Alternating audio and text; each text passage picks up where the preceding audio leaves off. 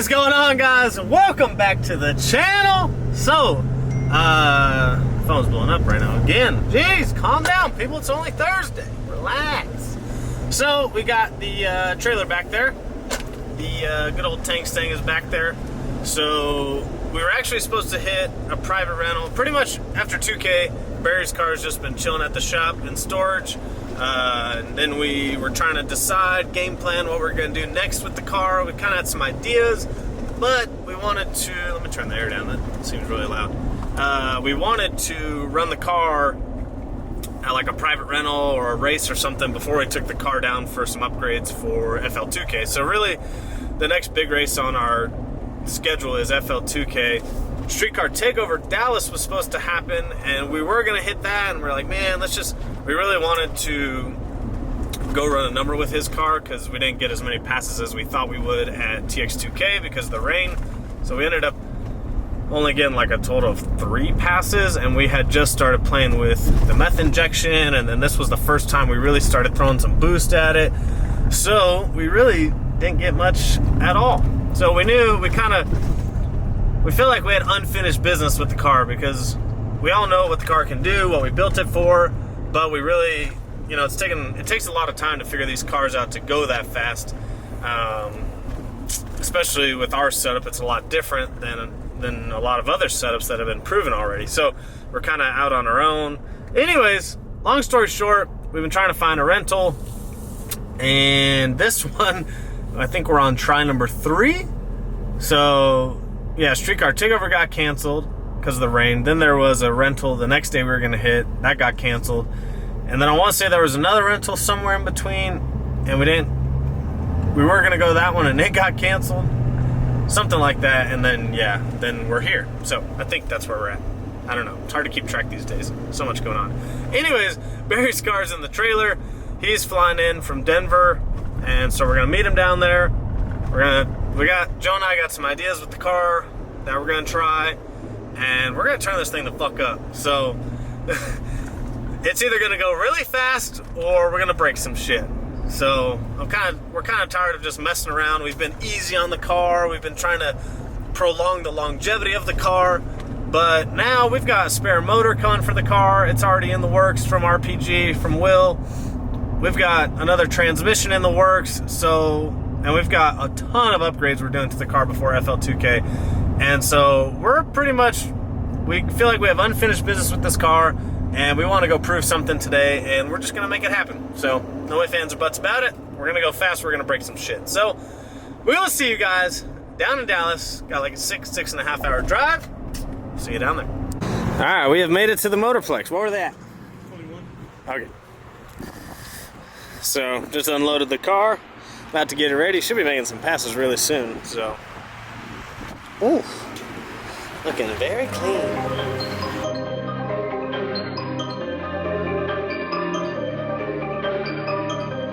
We came here to work, not go to the beach.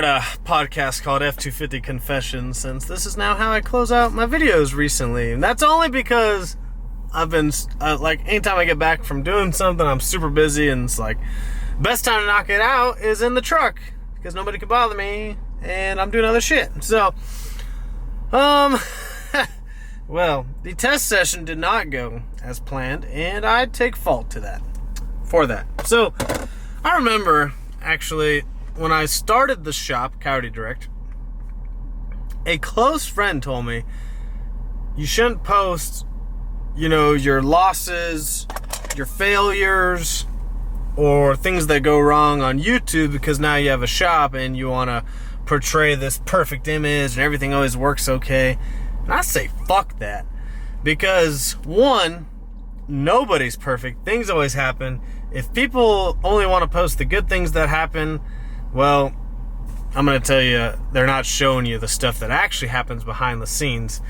And I guess when I had a YouTube and it wasn't a business behind it, obviously we didn't care to post stuff if we messed stuff up, or we scratched something, or cut a hole in something, or, which was all on my personal car, but still, or messed something up, or we're learning the boost controller, or we're learning the transmission, the tuning, whatever. Like, you didn't really care, because people will hate on you regardless on social media. But if they hate on you and you don't have a business, it doesn't really affect you. But so a close friend was like, man, you shouldn't post like the failures, the losses, or things that go wrong, because you have a business. You don't want people to think that y'all don't know what you're doing. It's like, but that's actually what goes on. That's racing and building cars and trying to progress and get faster and try new things. And nobody knows everything. I don't care who you think you are. We don't know everything. You don't know everything. Everyone's got their own opinion on how things work. Anyways, I'm going to show the failures, and Thursday night was an absolute failure. And a lot of it comes down to, I think, mostly me, really. And there's some things that I need to learn and get better at, and I need to study some more things before we go out testing the car. So, anyways, previously, we went to TX2K, ended on a pretty good note. The car went 730s at 187, which is pretty legit on, like, I would consider that medium boost for what the engine, trans, and turbo is rated for. And we had never really leaned on the car. We had just figured some things out in the Holly that have been giving us issues since I sold the car on Holly. And literally took us a while to figure it out, because we've never done Holly on a Coyote. And now we know. And of course, people are going to ask us and may or may not tell you, because we had to go through the struggles and spend money and learn and research and figure it out. But that's part of learning, like I say, because not everybody knows everything. But anyways, so we ended TX2K. I mean, we went out first round, but I think we ended on a good note. Like, the car made passes. The car went at personal best. We ran against someone that ran a 690. It's hard to compete with. Sixes are like a whole nother level. I know people make it look easy, but there's a lot that it takes to get there. So our thing was like, okay, we're going to chill on the car for a little bit. We'll try and hit a private rental. And now that we figured out a bunch of stuff, the car's running good. All we got to do is throw some power at it. I mean, legitimately, the car had still has, a good 15 pounds of boost left in it. And at least, oh my gosh, I don't know, a tenth and a half in the 60 foot. I mean, it has so much left in the 60 foot. We haven't even leaned on it because we're at TX2K and you don't want to spin the tires, obviously. So we're like, cool, we'll go to one of TJ's private rentals in Dallas. The track's always on kill. And so we tried to go to one, got canceled, tried to go to another one, got canceled. The freaking rain killed us. And so finally they rescheduled it for last Thursday. And it's like, all right. So I canceled my clients at the gym for the day. I was supposed to go do something with Kennedy. I got out of that and went to a private rental with Barry. And we were all excited. We knew that, obviously the humidity, the heat. I mean, there's so much. The freaking humidity was insane because it just rained previously. So water grains were up, skyrocketed. The DA was like 3,200. We knew we weren't going to run a number, but we're like, okay, let's at least try and attack the 60 foot. We know the prep is good. We've got a lot left in the 60 foot. Let's start hammering the 60 foot. Well, Joe sends us a new tune, and the car looked like it left good, but it sounded weird. It kind of sounded like it was bogged down, almost like the converter was like bringing the engine down. And it goes like, I don't even know, 520s or something, like something super dumb slow for that car. And like, damn, that's weird, like something unplugged. Like I did a whole maintenance on the car the day before. I'm like, maybe I did something wrong, or not wrong, but forgot to put something back, like maybe a coil's unplugged, but nope, all the EGTs are good, all the cylinders are firing, it's got fresh fluids in the car, fresh plugs, everything is gapped perfectly. We double checked the gap, maybe I messed one up. Nope, the gap was good, suspension was set right, tires were right. I mean, nothing made sense. Joe's like, man, that's just weird. So Joe does another tune, and the car goes like a hair faster, but it's like breaking up, it's not making the shift. And part of that was Barry was pedaling the car because he was saying, you know, the power comes in really fast, but he was like, man, I don't know if it's me or the car, but the car's leaving, and then all of a sudden it's like it hits a wall and it's all the power. I'm like, man, something is super weird. And Joe's like, dude, I have a hunch. He's like, just load the latest or the last TX2K. I think we had it as like E1 or something. And so I loaded that tune up, and the car went boom right down the track. 760 at like 182, which would make sense because on that same tune up it went like a 730 at 187 at 2K, and at 2K I think the DA, like when we were doing it, was like negative something. So it kind of made sense. Like, okay, so like Joe's like, don't load any of my new files, just adjust the boost ramp and the fueling. And I know I do the boost ramps, but like the fueling and stuff, I'm not a tuner, okay? So Joe had to walk me through that like a freaking baby trying to learn how to walk instead of crawl. I want to learn that stuff, trust me. Just don't have time right now. But the boost ramps and stuff totally makes sense. The leaves, everything, but like trimming the fuel and stuff, I don't know that stuff. I've never done it. I've never tried it. So anyways, walks me through that. Car goes like 742, 745 at like 187. And we didn't really throw that much power at it, but we softened the 60 foot, and the car went faster to the 60 than it did the previous pass. So when it went 760 at 182, it was like a 134 60 foot. And Joe's like, okay, that makes sense, like with the DA and everything compared to Houston. And I'm thinking in my head, I'm like, God, this thing keeps slowing down the 60 foot. Like, it's got to be converter or something related. And Joe's like, let's turn down the launch RPM and turn down the launch boost. And so I turn that down, what he recommends, and the car goes like 123, or I wish I had the slip. It was like 123 or 124, which is still stupid slow at this level. The car should be going in the teens, if not the 60s. And so sure enough, now we know it needs a converter. So it was what had happened with the Holly was Holly just got a new V6 330 firmware update, which allows you to check inputs and outputs like Fuel Tech does, which is really cool. And that's why Fuel Tech, I think, has been better, is because when you build a new car, you can sit there, or if you're having an issue, you can sit there and like pulse check injectors, coils, you know, inputs and outputs, make sure everything's working. Well, Holly just got that on their new V6 330, and Joe just finished wiring a car, and so he's been checking the inputs and outputs. Well, Joe's computer's on that one, and Barry's car is on another one, so it does not work. I think Barry's on like V6 200 or 220. I don't know exactly which one it was. So there's a whole miscommunication between those two systems, so that's why we loaded the TX2K tune back on, because we knew that one worked, just to verify some things, and of course it worked. And then, of course, now we get the car working, and we figure out it needs a new stator. And I had told Barry, you know, when he bought the car, I was like, you know, we haven't been that fast in the car. When you start going like in the low 7s, 730s, 740s, it's probably going to need a stator change. Like, we've been on the same stator since I built the car, however many times ago, I don't even know. But it's been on the same stator. So the stator's not going to work for the power we're trying to throw at it, which is why it's slowing down the 60 foot. So we got to make a few changes, but I blame myself, not the Holly thing, but I blame myself for not going back and looking at data from TX2K and realizing like, oh yeah, this thing's gonna need a stator change before we go out again. And I should have done that, and so I blame myself for that, and just really wasn't prepared. So I'm sharing our losses with you guys. Obviously the car can go 6s. It's just, I don't know how else I can explain this to anybody, is it takes every single thing to work perfectly to go that fast. You know, unless you got just some ridiculously overbuilt car. But even if you do, still trying to figure out what works to get a car to go that fast. You know, there's some cars, you know, that are going mid to high 6s consistently, back to back to back. Well, guess what? They had, or the previous owner had, you know, hundreds of passes to figure out the chassis, to make sure the chassis was set up correctly. The chassis means everything.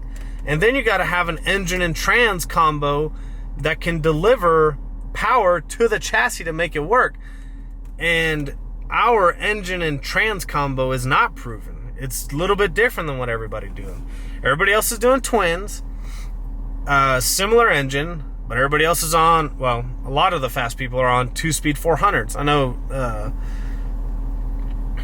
Luna is still on a Glide, which is awesome. It's cool to see that work, but everybody else is on 2-speed Mark Mickey 400s. And so, yes, that's probably the right route to go moving forward. We just haven't got to that point yet. Now, like I said, now we're getting to that point where it's like, all right, it's time to probably change the trans, change the rear gear, change the stator and the converter. So there's some things we got to change, but, you know, it's all a progression. It's all learning. And the cool thing is, and I mean, sucks for Barry because he's the one having to go through like the learning process with us, but you know, people after that, it's like, man, we're going to be able to replicate this with other cars, make other cars maybe even better, or try new things. But if you're not out there trying and learning, I don't know how you get faster. I know a lot of people, you know, they have these ideas on how they want to build their car because they see how someone else's is built. Well, I'm going to tell you, you could copy their exact recipe and it's not going to work. You're going to have to figure some shit out on your own.